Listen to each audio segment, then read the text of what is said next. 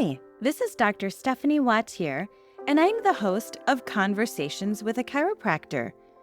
This is not a health how-to, but rather a conversation with some amazing people I've had the pleasure of being with on my journey of life. Think of it more like Tuesdays with Maury, a fireside chat, or chicken soup for the soul. Grab a cup of coffee, sit back, and enjoy this conversation with a chiropractor.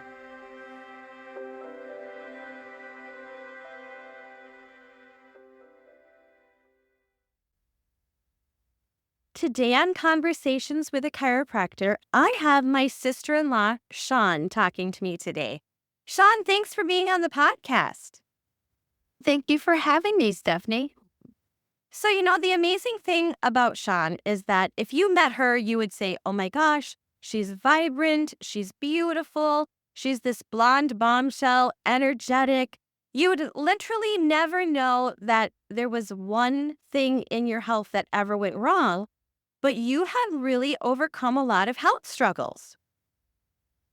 Well, first of all, thank you for that amazing description. I love that. And yeah, I have overcome a few things that everybody says are quote unquote rare. Along the journey, though, it's been a blessing, and I'm very thankful that I've been able to maintain my health and go through the situations that I've had to face. So, one of the first things that happened to you is that you were diagnosed with hyperparathyroidism. Do you want to tell us a little bit about that and a little bit about how that diagnosis came to be? Yeah, sure. And first of all, if somebody would have said you have parathyroid, I would be like, what is that? I never even knew that a parathyroid existed. And so, just to be clear, we're not talking about the thyroid that everybody is well aware of.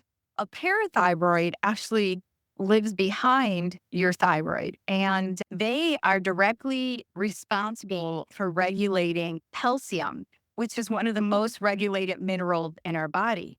And so I had no idea about how this whole hyperparathyroidism diagnosis came to be. I was just starting to have some really strange symptoms. Stephanie, it really was odd. The best I can describe was almost like a anxiety that would come Oh, be like a doom and gloom, like out of nowhere. I would be driving and I would almost have to call my husband to get me home, to just talk me through. I would be wow. parked at, and I thought I've never had anxiety in my whole life where it was crippling.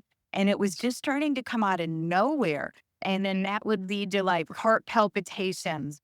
And I would almost be frozen. There were days that, I remember sitting in a Target parking lot and I attempted 2 or 3 times to get out of the car. I had a return to make. And as I started to get out to walk towards the store, I felt like I was going to collapse, or I was guaranteed in my mind I was going to drop of a heart attack. I could not do it. And I crossed the street that day was an urgent care. And I thought, I go in there and have them, maybe I'm having heart issues. And so I walk in there and all my vitals were pretty good. But they said, do a little lab work because I described what was going on. And that was the first time that lab work came back and they notified me that my calcium was high and that I should seek out my primary care physician to look into it.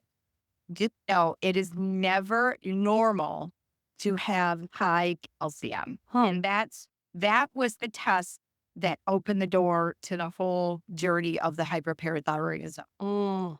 So even though you felt like you were having heart palpitations, was your heart rate actually really high? It may have been, but that goes with if your mind is in an anxiety state, if you're feeling that, then you put yourself into that. So Yeah. it was really, I think the heart racing did come from the mental feeling and thoughts that I was having. Yeah. So I did pursue, though, with my primary care doctor. She was wonderful. And we talked through some of the details. She started doing real in-depth blood work and said, yeah, this calcium's not looking good. It's high. And some other lab work, and hyperparathyroidism is extremely rare. Yes. Honest- She said in her years of practice that she had never seen a case herself. She referred me Wow. to a endocrinologist. Same thing. That gentleman, that physician was, I don't know, I would probably guess him in his 50s, early 60s. And he had said, we might be onto something here, but I've never had a true diagnosis in my practice yet. Oh my gosh.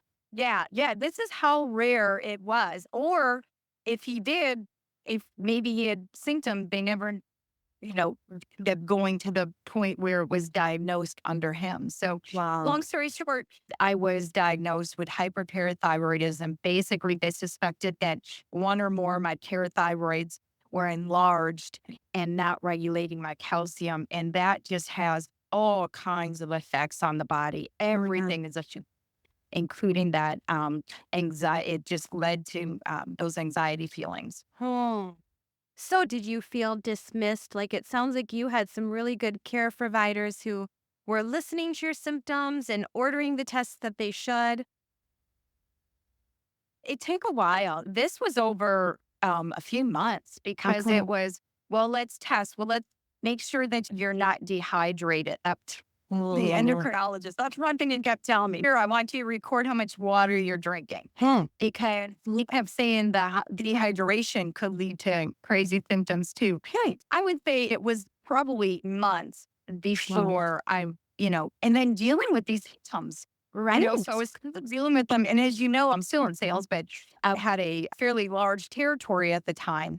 The crazy thing is, I was alone in my car a lot. And that is a very scary feeling to be on the highway and sometimes country roads all by myself. There were days I would have 911 ready to go on my phone. I Sorry, would how think, scary. I know my location services would be turned on because I always thought, if I'm truly having some issue here, you'd be able to find me. It was very scary. Yeah. It was mind over matter, though. Through it all, I wasn't going to quit. I didn't curl up in a ball. I Uh-huh. just figured out what made me feel safe to get through those moments. And I would Wow. plan for it. I would pray a whole lot. I would play worship music. And I knew that we would figure this out. I had a couple of good doctors working on it. And once Wow. we figured it out, and we found the best place to go take care of it and have the surgery to get it removed. So, tell me, where did you go to get that removed? Because I ended up going down. So, as you know, I live in Louisville, Kentucky, and there aren't a lot of surgeons here that do a removal of a parathyroid on a regular basis. So, it's in your neck. They're going to have to cut through the front of your neck to get to your thyroid. They take your thyroid. I don't know if they take it all the way out, but they get behind it and they remove the little parathyroid that's grown oversized. Mm. And so I did not want to have this giant scar on my neck. So the more research I did, and again, we all know we have to be our own patient advocate. And so I researched and researched, and I landed at it was called the Norman Parathyroid Center in Tampa Bay. And they're world renowned, and they do, I don't know how many hundreds and hundreds of these. People from all over the world go there. And so, anyway, that's where I went. They did a fabulous job removing it. I was there like 2 days.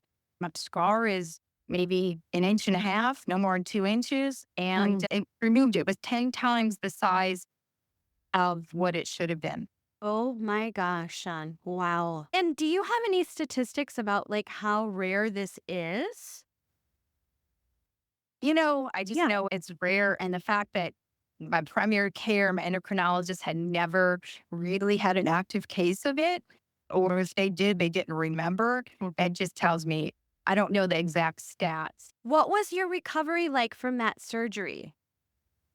Pretty good. The biggest part after they remove it, your body's really in your other, I forget how many you have. I think you have 4 or 5. I think it's like 4, maybe. Yeah, so because that that one had grown into a monster and was taking all control of the calcium regulation and not doing a good job of it, the others almost were dormant. Wow. I remember that recovery was you have to really stay up on your vitamin C Mm. because I had to eat calcium tablets, and believe it or not, Tums has Mm. calcium. So I had to keep bags of Tums around and constantly be chewing a few a day or a few times a day. I kind of weaned down from that until the other parathyroid decide to kick in and start doing what they should do with the calcium. So, but physically, there wasn't really much downtime. It was just getting my calcium back regulated more than anything. And that didn't take that long. It was really pretty minimal. And man, isn't it amazing? Those episodes were gone. Those Awesome. scary episodes in the car were gone. How amazing. I mean, and I know it's your perseverance to find out what was wrong, to find what this diagnosis was. So Right. you're healing from the hyperparathyroidism, you have that surgery, and then how many years later did you have to address your AFib? Isn't that crazy? No. Yeah. So, I'm trucking along. I'm raising them 3 kids full time. I work full time. My husband works full time. We're just doing life and all of that. Probably, I'm going to guess parathyroidism was like 2013 or 14. And I think my AFib really started kicking in like 2017. So, three, Okay. 4 years later, I was starting to just, AFib sort of runs in my family. Oh. My brother has dealt with it too a little bit. Okay. So Yes. anyway, I would have racing heart and flutters a lot, but never got to the point where I couldn't function through it. One morning I was driving and I felt like I was going to pass out. And that is a very scary feeling. Oh, Yeah. yeah. Yeah, so what I did is, again, I pulled Eager. I hadn't left town yet. So I thought, man, I'm gonna faint here. And I was all alone. So I pulled into an urgent care again. Thank goodness for these urgent cares. Yeah. The closest thing to where I was off the exit that I could find. And I basically walked in and I said, I'm alone and I feel like I'm gonna pass out. And they got me right back. And the doctor came in the room and I remember he kind of listened to my heart and he put the bed rail up and then the nurse came in to watch me and he left the room. Shortly later, he came in and he said, I have an ambulance on the way. Oh my gosh. They're going to have to do some tests. I believe you're an AFib. Wow. And I mean, I couldn't even sit up on the bed, because no blood was getting to my head because, an AFib, basically your atrium part of your heart is just fluttering and not passing that blood up everywhere that it needs to Yeah. go. Wow. That must have been, I use the word scary a lot now in this episode, but I mean, horribly crazy after you've just been recovering from this hyperparathyroidism. And now it's like, what? You have to go by ambulance to the hospital from the urgent care? I mean, that must have been so overwhelming. Yeah, but at the time, I mean, it was probably the best place for me to be. And yes, it was overwhelming. And it was almost like, I remember thinking, can't you just give me a little medicine to calm this down? I have a big day of work. Looking like a true type A, like, come on, tough for this. I know these health things do not work well with type A, but I think stuff, as we've talked before, it's almost like these episodes, it's like, okay, bring it on. Let's just figure out what we got to do. We see through it, or that I use the term a lot. We grow through it. And I just, in my mind, it makes me feel like I got to crawl in the hole and hide. It just, if anything, I'm just like, okay, bring it on. I have stuff to do. So mindset, when you approach these things, just mindset of getting through it, like I will get through it. I'm healthy otherwise. I think mindset has a lot to do with it. And yes, the ambulance ride, I remember I called Dad because I was still in town and I said they want to take me by ambulance. And he got there pretty quickly because again, he was pretty close. It was still pretty close to home. And he said, well, can I just take her in the car? And the doctor said, well, no, because she has a stroke. We want her in the ambulance. Oh my gosh. Major risk, because that's the high risk. When your atrium blood is pooling, and pooled blood is thicker and it has a tendency to clot. Right. And so he didn't know how long I would been in this. And I in the ambulance and we're going and Bob's followed me. And she said the scariest thing was We pulled out of the urgent care and we're kind of going down the road. And then they flicked the lights on and sped up. And he thought, man, he didn't know.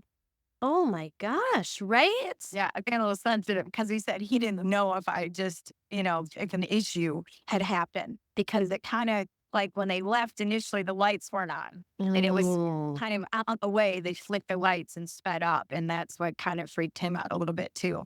So, but we get there and I was in the ER and yeah, they told me I was an AFib and the cardiologist came and they got me on medication. And I don't know how long it took, maybe an hour or two before I converted out. Did they do at that moment, because Gary's gone into AFib now 3 times where his heart rate's been like in the 180s.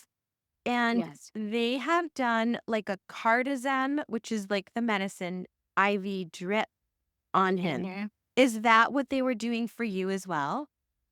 Yes, I'm not sure for exactly which IV drip I got, but it was an IV drip and it did convert me. Then they wanted to admit me because at that point, it was my first official time being diagnosed in it. And they just wanted to run a lot of tests. But you know what they say in this, and Gary and I will be talking, because that wasn't my first episode. Then it started happening pretty routinely. Let me just back up a minute. So they do all the tests. I'm admitted structurally, the heart was healthy. It's an arrhythmia thing. And, once it kicks on that wrong electrical path, sometimes it's hard for it to get back. And so, Because it's not like you don't have atherosclerosis. You don't have, like, you're very healthy. You do cardiovascular exercise a lot. It's an electrical problem for the heart. yes. Yeah. And it is hereditary a lot. But the thing to note with that is once your heart starts going that direction and it goes down like the wrong path. So essentially, it's not following this nice circuit that triggers, the part of the heart then to trigger the ventricles and the atrium and this nice little circular motion. It's all chaotic. It's taking these shortcuts and it's bypassing this, and the electrical system is messed up. And so once my doctor, I remember him saying, once the heart learns to dance that different way, it wants to go there more often. AFib episode tends to lead to even more AFib events, and it doesn't necessarily get better. Yeah. You can go on medication, you can remove possibly some triggers, but ultimately, and in my case, it continued to get worse. I had episodes and episodes. The final straw was about midnight. I woke up in it, and I knew I was in it because my heart was literally jumping out of my chest erratically. And I couldn't stand up to get dressed because I was going to pass out. We got in the car real quick. He took me to the ER. I went there. My heart rate was over 200. Oh my And gosh. so they moved me in this room, like the procedure room, because I think they thought I was going to stroke out or something. And then I started seeing a electrophysiologist. So that is a cardiologist that specializes in the electrical conduction system of the heart. And that's when they said I'm a great candidate. And this was after being on oral medicine for a while, too. I was still breaking through. And so they said I'm a great candidate to do an ablation procedure. And just to kind of backtrack for most people listening, if they don't know what the normal heart rate is, if you're an amazing athlete, your heart rate is probably 50 to 60 beats a minute. Most people are probably like 60 to 80 beats a minute. That's still normal. 90 and 100 beats a minute is high. Then we start talking tachycardia, which is just a fast heart rate. So you have a heart rate of 200 beats a minute. And at that point, your heart cannot perfuse, like you said, that you cannot get blood and oxygen to the rest of your body and your brain. So, I mean, how crazy, crazy intense for your heart rate to be that fast. And you know what? When I was in there, because that night, I forget the details. I don't know if my boys were home or not home, but for some reason, we had to take my youngest. So Sadie had to go with me in the car. And so she was a witness right there watching all this. And like I've scarred her with all the health issues. But you know what? More than ever, I think what she is really seeing is that we get through this. We have the mindset. We take care of ourselves. We seek out the best physicians and the best procedures, and we get over it and we grow stronger and connected through it all. So you choose to have a procedure called a cardiac ablation. And tell us a little bit about what that was like. Yeah. So, I mean, the thought of it is scary. Essentially, what they're doing is you're in a surgery room, and what they do is they go up through your groin area with a cauterizing tool up into your heart area. While I was out, of course, they're forcing my heart into a true fib. Thank goodness I was out for all of it. But somehow they are able to track because there's a lot of equipment that my heart was hooked up to. And they're able to track these wrong pathways that are firing, these signals that are firing that should not be. And they take this through the groin and up into my arteries, or I guess the veins. They are now cauterizing the pathways in my heart that are firing that are not correct. So then in the future, when my heart wants to go on the wrong path for this electrical system and it hits a cauterization, basically it's hitting a roadblock and then can't travel anymore. It's like a roadblock on that electrical system path. And then it's forcing it to go back to where it should go. It hits a dead end, essentially. That's a great description of that procedure. I know that you're an educator in your field. You're a pharmaceutical sales rep, and I know you're a regional manager, but you are really good at explaining things. That could be just another one of your jobs. 32 years in pharmaceuticals, and the last year I've actually been a district sales manager. I always say a jack of all trades, master of none. We hear a lot of medical terminologies, but I'll be honest with you, this stuff goes to the fact that I had to walk through it. And I'm just wanting to, instead of being afraid of it, embrace it. We have so many resources to learn and educate. I'm not saying we get all your truth and facts from the internet, but make sure that the resources you look up are credible. I talk to people. I talked to a physician. I had good questions when I went in there. I didn't go in blindly. I knew the risks. I knew the outcomes. I knew what would happen if I didn't go through the procedure. So educating ourselves is how knowledge is power. Yeah, we can be confident and more confident in if we are going to do these procedures that are somewhat risky. I mean, living with AFib to me was not the life I wanted to live. And that was more of a risk in my mind. So you have the cardiac ablation, and have you never gone back into AFib? Is it completely done? I have never had a case of AFib since I had the ablation, which I believe was in 2017.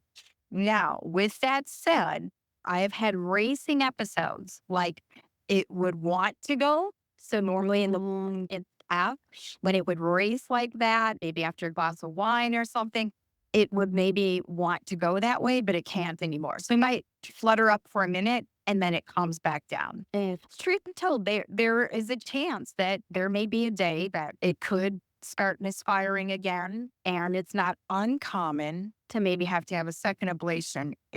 And I'm a ways away from that, seeing that I've not even had one episode since the procedure. That's awesome, Shawn. So you're living your life. You're healthy now. You've had the hyperparathyroidism and the aphid stuff behind you. And then you start having these odd symptoms with your ear, with your hearing. Tell us about that part of your life's journey. Oh, yes. Well, just 3 times a charm, right? Yeah. So it's probably been a couple of years since the ablation. Things are going well. And, life is good, healthy children, very active, all that good stuff. And I just slowly started noticing, I would say my first thing I started noticing was I would be on the phone and I'd grab it and I'd put it to my right ear. And I couldn't really hear. And it was my cell phone a lot because, again, I'm in the car a lot. And for some reason, it didn't dawn on me that if I moved it to my left ear, it was fine. Like I was thinking, oh, something's wrong with the connection. Let me move it to the other ear. You just don't think about it. But I noticed I wasn't hearing on the phone much and very well anymore in my right ear. That was the first thing that kind of started happening. Didn't pay too much attention again because it probably was happened quickly, but yet not noticeable right away. And I would say the time I started noticing that I was losing my hearing in my right ear was I was in the car with my middle son and he was talking to me. The windows were down a little bit. So he's sitting on my right side. And all of a sudden he says, Mom. And I look over, I'm like, what? And he said, aren't you going to answer me? I said, I didn't know you were even talking to me. He Wow. goes, been yelling at you. And I didn't hear it because there was a little noise and whatnot. So then I started plugging my good ear, my left ear, and I'm like, I can't hear anything. I am completely deaf in my right ear. Wow, Shawn. Oh my gosh. Yeah, it was weird. So And I think it's interesting. So, I mean, nobody knows. Well, your loved ones and your friends and family know how busy you are, but you are busy. You are a busy woman, and I think sometimes we just wake up, we put our foot on the pedal, and we go. Right?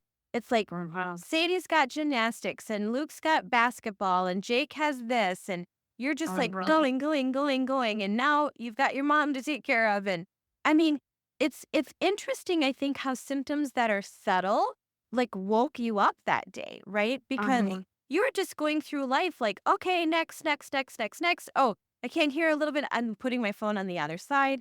I think when you I think we're just and I know you're like this too. We are doers and we are everybody else sort of comes first. That's how I love it. I love taking care of my family. And yes, at the same time, around that time, my mom had just moved to Kentucky and there was a lot of health issues and things were getting her settled in. So yeah, every day was filled with stuff, good stuff, but I was not paying attention to this dramatic symptom that I didn't realize until it literally smacked me on on the right side of the head, so to speak. So what I did with that though, I'm like, in my mind, I just thought, oh wow, I must have like a giant ball of earwax or something. I mean, it sounds gross. I've never had an earwax like that, but I'm not thinking where this was gonna lead. So I got into my primary care provider right away. Maybe a little congestion, and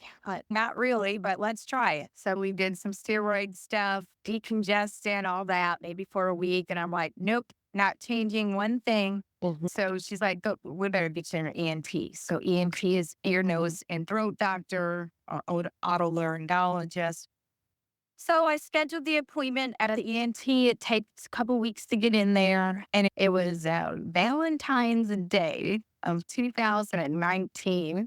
I had like a 7:30 a.m. appointment with the ENT doctor. So I go in there and tell them all the symptoms. Of course, you're not going to jump to thinking what it was. He said, well, he looks in there. I don't see anything in there. And I'm like, oh, there's no big chunk of wax you can pull out. Nope, nothing. They did the hearing test. Yes, I'm pretty much profound hearing loss, essentially deaf in my right ear. Wow. And so he said, sometimes a virus can attack that inner ear. And I'm like, okay, but I haven't been sick. And he's like, well, you may not be sick. And so he goes, I said, okay, well, what do we need to do to get my hearing back? And he said, well, I hate to tell you this, but we're going to try some steroids. But I've seen it where viruses attack a hearing nerve and you don't get hearing back. And Stephanie, I started crying on the spot because I'm like, wait, what are you saying? I might be deaf in one ear now? And he said, well, let's not go there yet. But so he lays me on the table, proceeds to puncture my eardrum. Oh my God. And dose of injection of oral steroid inside my inner ear. Oh, And that wasn't pleasant. But So painful. time. I'm like, again, remember the mindset. Bring it on. We got to fix this because I don't want to be bad hearing in 1 year. So we waited. I think I waited like a week, and then he said, we'll come back. And there was nothing, no change whatsoever. And that's when he said, well, Shawn, I'm going to send you for an MRI. And I said, well, why? Why? He said, well, there's a very rare tumor that sometimes I'm not even why. So, it's emotional because it was a blood coach. But he said there's a rare tumor that can attack the hearing nerve, and let's just rule it out. And again, he said, I don't know if he said he's seen one in his career or whatever, but I remember him saying rare, and I thought in my head, please don't say rare. He said, let's just send you for an MRI and just rule that out.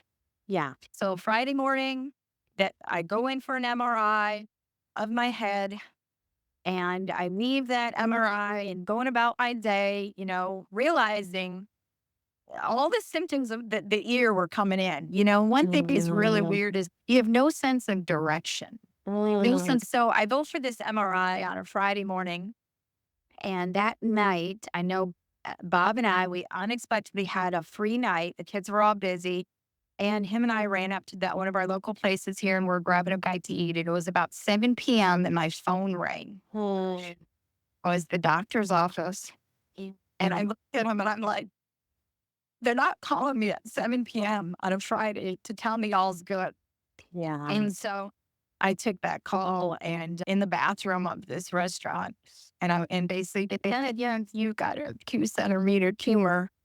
Talk to you about that's entwined on your hearing nerve. And so they diagnosed it right away as the acoustic neuroma. So you're at dinner with your husband and they're like, you have a brain tumor.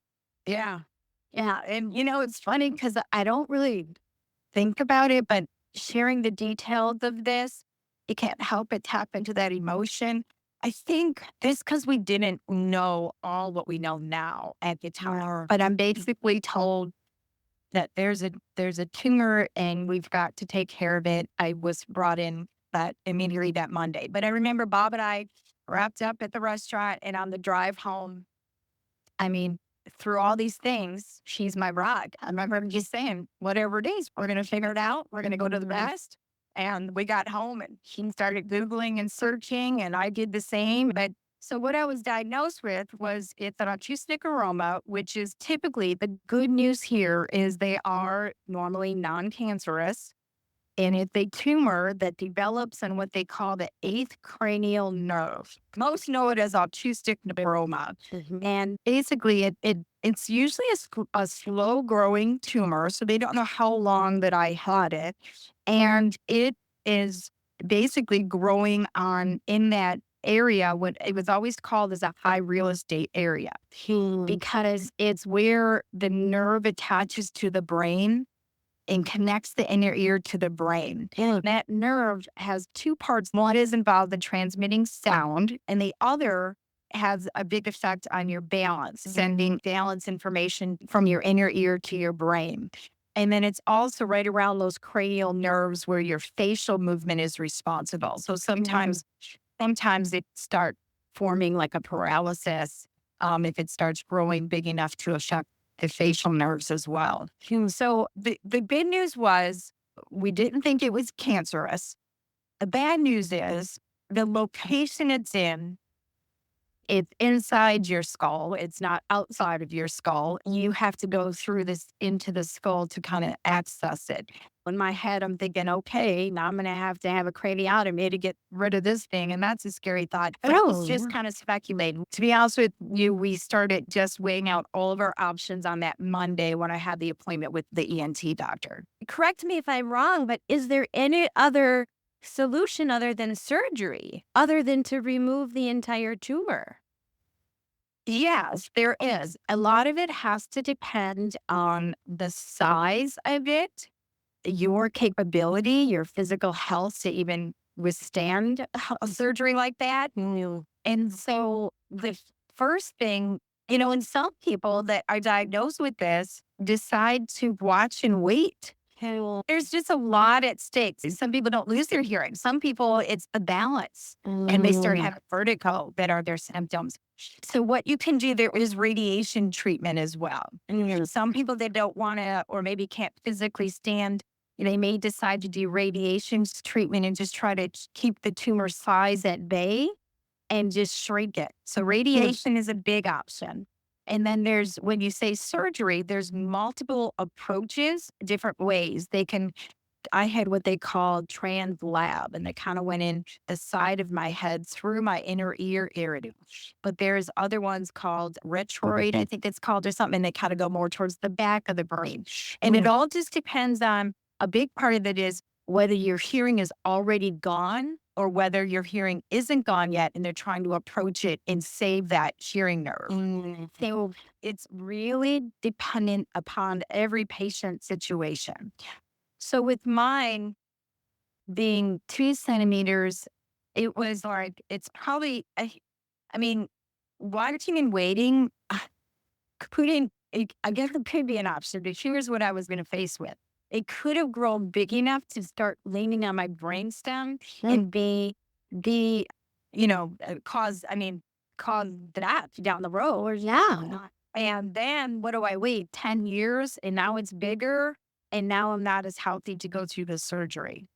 And then a big part of my decision why I ended up having surgery is because when I talked to some people here, and I was not hearing the answers I wanted to hear.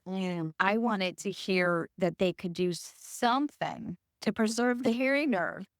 Possible cochlear implant. And I went down to Nashville's L-based tumor center to get a third opinion.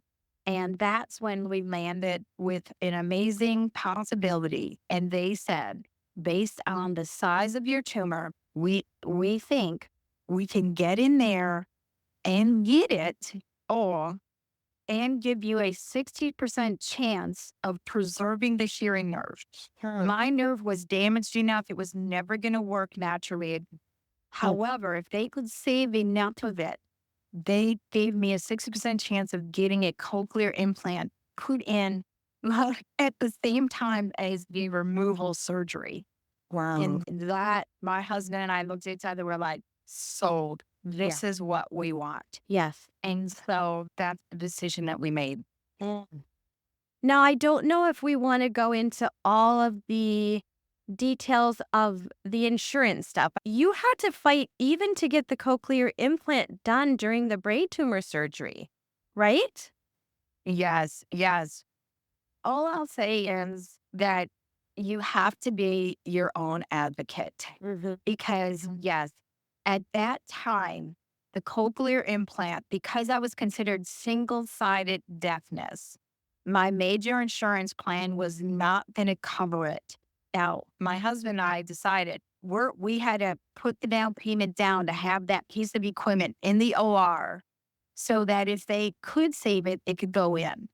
But at that time, insurance was still saying, no, we're not going to pay for this.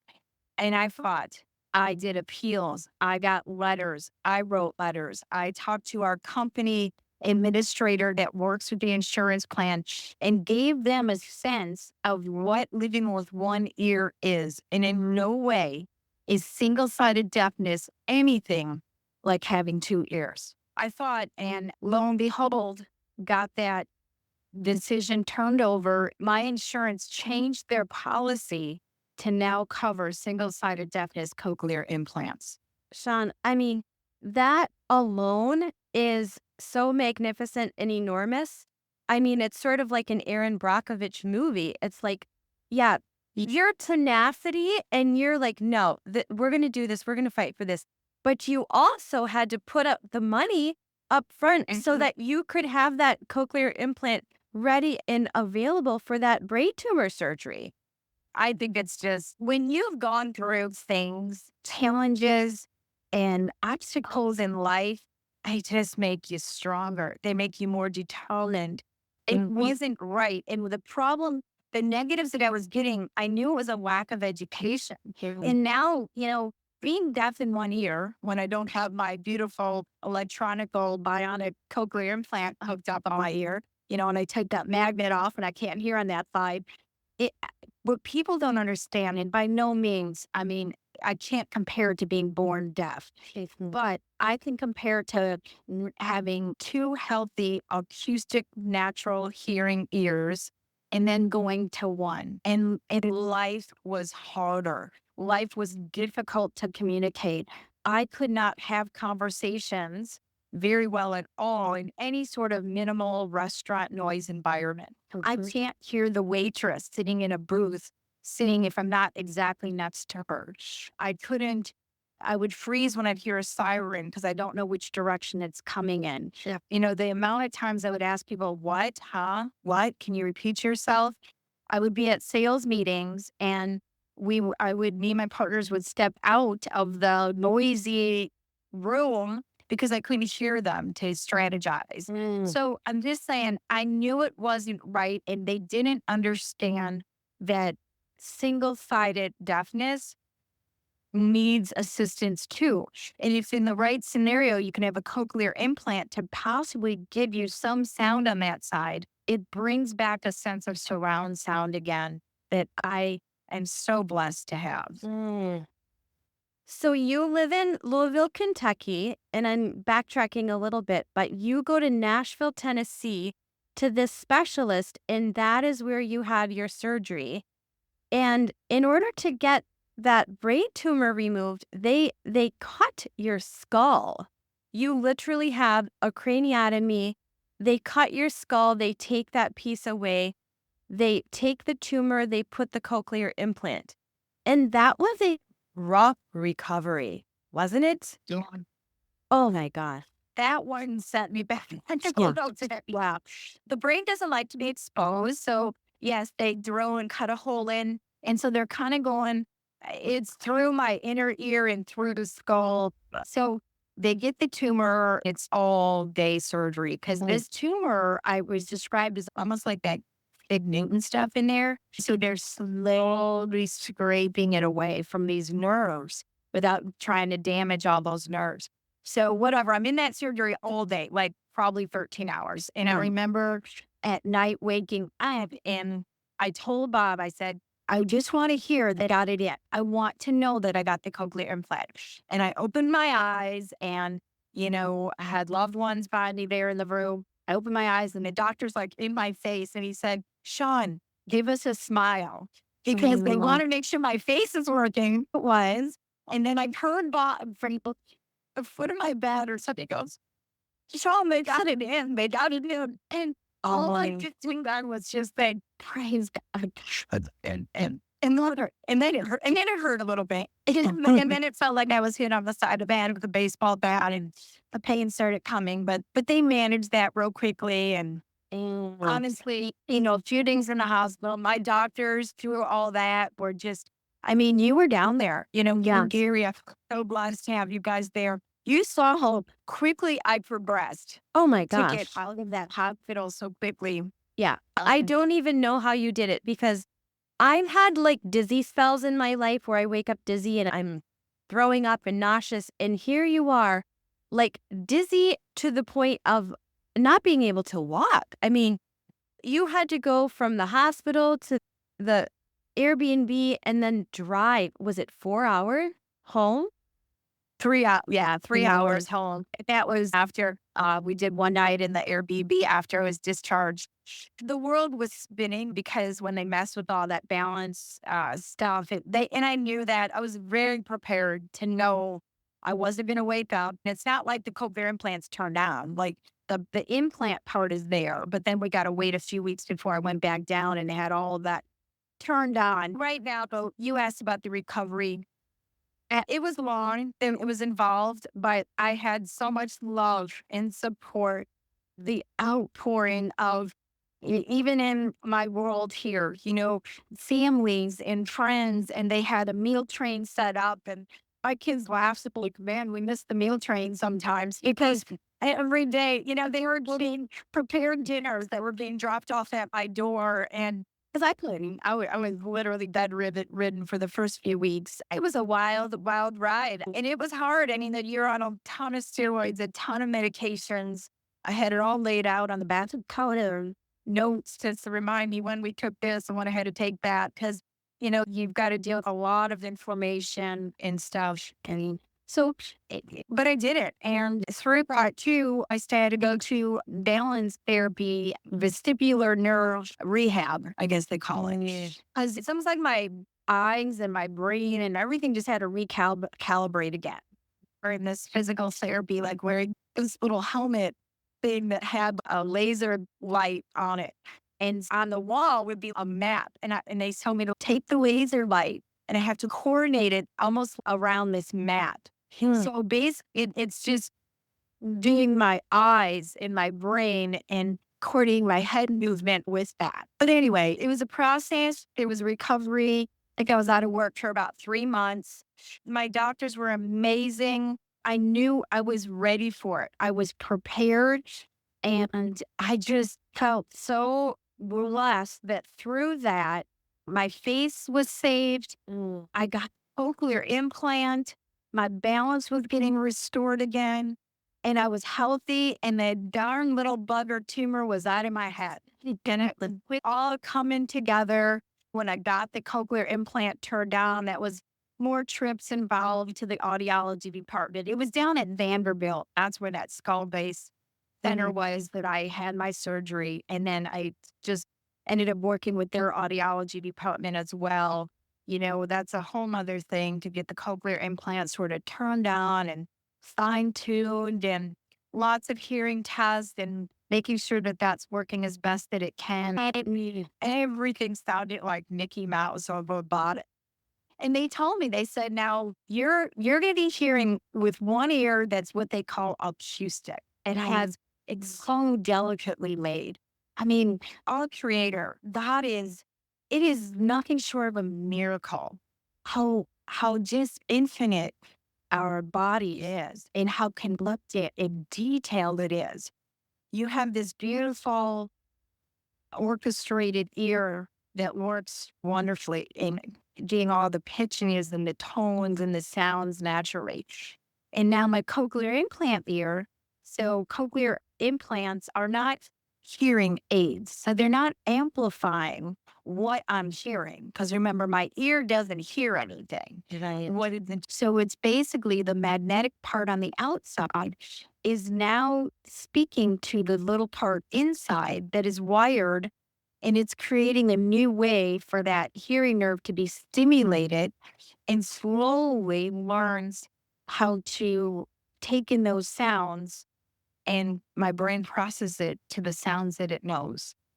So it's like your right ear with the cochlear implant, it isn't hearing what it used to hear. It's hearing a whole new way, whole new tones, whole new vibrations, all new, like you said, sort of robotic or like cartoonish. That must have been a lot to adapt, like left to right. Like you've got your natural ear and then now you have this, like, just let's call it a robotic ear. That in and of itself is like a separate transition and healing process, even from the surgery. Yes. And I was prepared for that. And I remember my doctor saying, your brain is going to put together its new surround sound of hearing. But let me tell you, yes. So it comes in time. Like, honestly, thank goodness. And this is why I'm so thankful. But God forbid anything happened to my left ear, I would not be completely deaf. Because now I would be able to survive even if I had to just have the one cochlear implant ear. Because it takes the sounds enough now where it's becoming more and more. Even now, it still is progressing. It's becoming more and more natural sounding. It will never be all the way acoustic, but it is definitely a lot less electronical sounding. But part of that is because my brain overrides it and tells it what it should sound like. Yeah. So That's amazing. it is nothing short of a miracle in itself. And that's why back to the insurance. when we were told that I literally had the agent that I was working with that works at my company tell me that they overturned it and that they've changed their policy. She sent me the update. I just felt so great because even though it'll be a very small occurrence, probably that someone might need it and for 1 year, it's an option now. Yeah. Cochlear implants are what you are willing to put into it. And I will tell you at Vanderbilt, they've told me I'm probably one of the best patients success with the single-sided cochlear implant, like all of my hearings goes, and I do a lot of testing with just that ear to see word recognition and sentence recognition. And it's because I contributed to putting in the work. When I was home through all that recovery, I could Bluetooth right to it. And I would listen specifically to like audiobooks and stuff directly going right into that ear. So in other words, my good ear was not hearing it at all. And there were many times I'd have to stop and rewind. Now, what was that word? What did they say? But I would listen to the books that way. Even though in some environments it was more of a nuisance. But I made myself get used to it because I wanted to get the best use out of it because I felt so blessed. It was a miracle that I was able to get it. That's amazing, Shawn. You did your own like home therapy for the cochlear implant to work. Well, I took the advice. I mean, the audiology department told me it's going to take work and what you put in is what you're going to get out. And I took it. I'm focusing on healing. And so that was just part of it. I'm like, okay, let's make this thing work for me here. Well, Shawn, your story is such an inspiration because nothing gets you down. I mean, amidst all of these trials and tribulations and health scares and brain surgeries, brain tumors, I mean, you are a true inspiration. Stephanie, I appreciate that. But, I think I've said before, it's because of the support around me that I had. And also God. I mean, I have no doubt that if it wasn't for my faith and knowing that God will get me through this, I don't know that I can walk through those fires alone. And I just knew that I wasn't alone. And that's what really helped me. And so I just thought to myself, I'm not going to change the outcome, especially with the acoustic neuroma, the tumor. I always thought it's not in my kid's head. It's not death sentence. Bring it on. And we'll get through it. And there were two scriptures that I really leaned on, and I would say super heavily through all three situations, but real heavily the last one. And that is that Philippians 4:13. I can do all things through Christ who strengthens me. And I knew that that meant all things. Right. And then actually another one that I loved and just I was starting to see it all the time as I got close to my surgery. I just want to shout out to I had literally a world of trail warriors. I had friends that had friends and friends that had friends even in other countries that told me I was on their prayer list. And I think and you were an inspiration too to tell me, a lot of my close people knew what I was going through. But you said, let people know, let them in. And I did that even on my Facebook post, like about 2 weeks before my surgery. I just started opening the door so people I wanted prayer warriors. And man, did they show up. And they, again, supported me, supported my family. But that verse, I think it's Psalm 46:10, be still and know that I am God, was something that I felt so profoundly. That morning that I went into surgery, knowing what I was going to face, I can't tell you, even when Bob then left the room and it was it, they were wheeling me down. But I knew all that I'd be facing when I got out. I can't tell you the calm that came over me. I honestly can say I was not afraid that morning. I was not afraid. So that's to the power of prayer. I know that God orchestrated that day, and that's why I had the most amazing outcome. So many people deal with so much more than I had to go through. So many people are hurting, and I can always say, we can't do this alone. We're not meant to walk through these fires alone. But how you walk through the fire is what you can control. And I wanted God on my side and an army of prayer warriors. And that's how I think I made it through all this. Well, Shawn, I think that that is like the most beautiful sentiment to close our conversation today because, I mean, you made it through. And like I said at the very beginning of this podcast, no one would ever know that you've been through anything. You look perfectly healthy. Your cochlear implant comes under your hair. No one even sees it. What a beautiful shout out to the power of prayer and having all those prayer warriors on your side. You are an inspiration. Your attitude is beyond the natural, supernatural. It's evident that you're leaning on God because nobody in their own human strength could get through all that you've been through. So you are so kind, Stephanie. I appreciate your kind words. And if this message maybe gives some inspiration to somebody, then this conversation was well worth it. And I just give the glory to God and thank you for those kind words.